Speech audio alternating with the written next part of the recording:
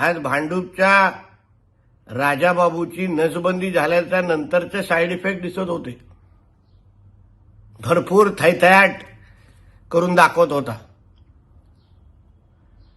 गांडूंची औलाद कोण आहे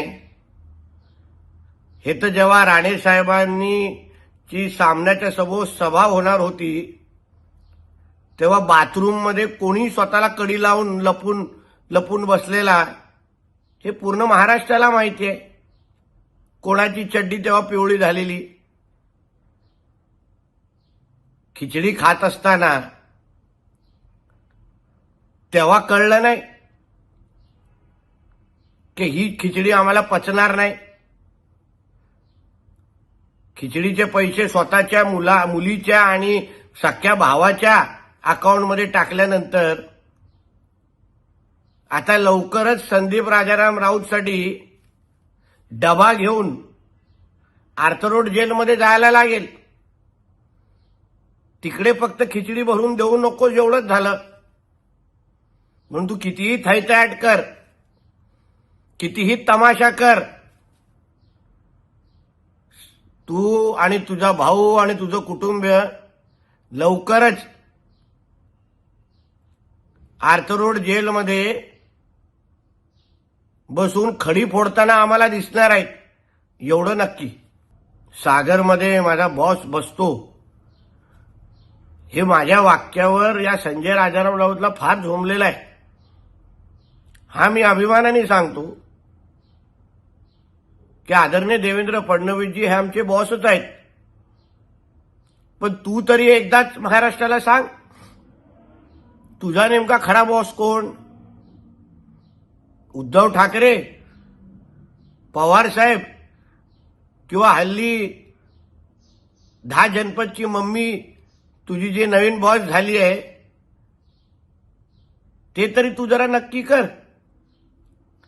आम्ही तर ठणकावून सांगू तरी शकतो की आमचा एकच बॉस आहे. पण तुझ्यासारखा राजकीय लावारिस हेही सांगू शकत नाही की तुझा नेमका खरा बॉस कोण. म्हणून त्याचा पहिला शोध घे आणि मग आमच्यावर टीका कर. आमच्या भारतीय जनता पक्षाच्या नेते मंडळींबद्दल 5 महिलांचे तक्रार आली आहेत म्हणतो कोण, संजय राजाराम राऊत. मग तुझे न्यूझीलंड हाऊसचे व्हिडिओ मधल्या ज्या काही भगिनी आहेत त्यांना पण आम्ही समोर आणायचं का.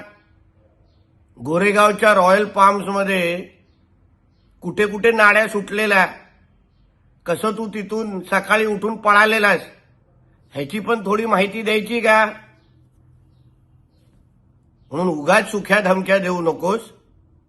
आणि महिलांच्या संबंधित आरोप तू करावेत हा तर फार मोठा विनोद आहे.